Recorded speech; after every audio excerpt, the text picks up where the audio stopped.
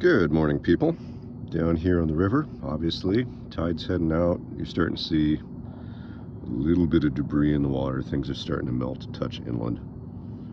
And maybe you can see, maybe if I zoom in, things are starting to get green out here. It's feeling quite springy. Having a cup of coffee, getting ready for the day. Today's going to be kind of cosmetics on the boat. I've got some power washing done and ready to get a little varnish on, clean up a little bit of the winter peeling here.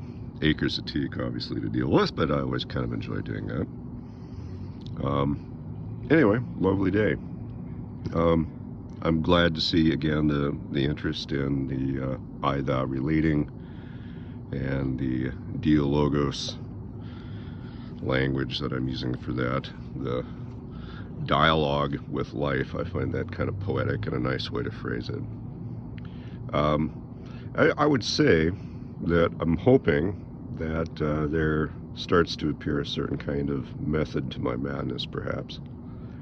I would have to say that, as a young guy, before I got involved in sailing, because I grew up in the southern Idaho desert, really, a long way from the water. I had an instinct for it and always had an interest in boats that was just purely intuitive, but there was no obvious pathway to that. But I had a tremendous amount of innate interest that developed mostly through reading, and not necessarily about sea tales per se, but really more a captivation with the perspective of writers, let's say, or philosophers or thinkers who have had a background in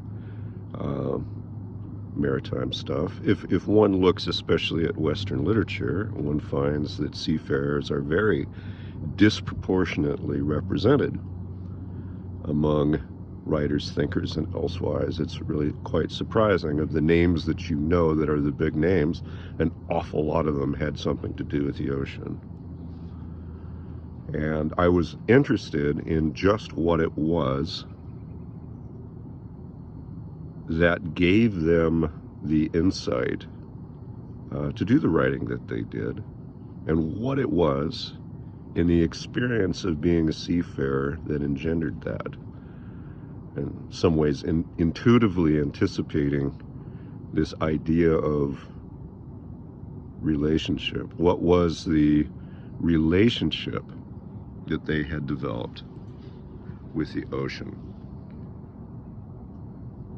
and the world that they lived in, that opened their eyes to a new perspective and a way of interacting with life.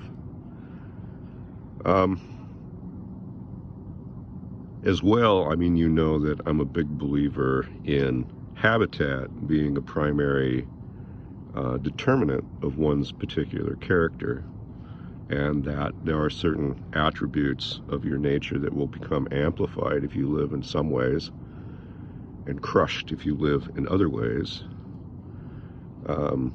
It's very difficult to, by pure force of will alone, make meaningful changes to one's own nature, but one can quite easily change the environment in which one lives so that the more desirable aspects of one's being become amplified and the more negative aspects become less important. So anyway, back to the method here and my madness. I have found that this particular environment, with the inherent dynamic aspect of it, especially on the river, in fact,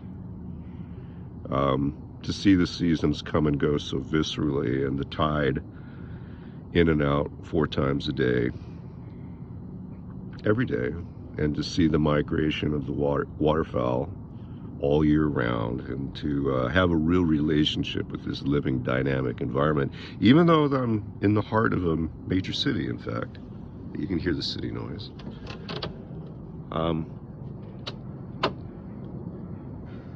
There's just a lot going on here that serves to keep the dialogue open.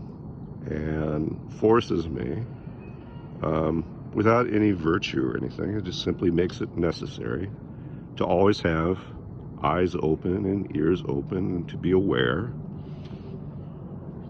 of what's going on in the world, and it simply starts to become second nature. So, tremendous advantages to the lifestyle. It's extremely precious to me. And certainly there are others, I'm sure, that would do so as well.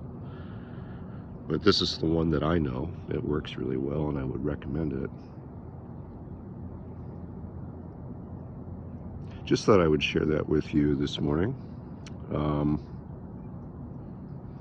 All in all, this stuff might sound pretty heady, but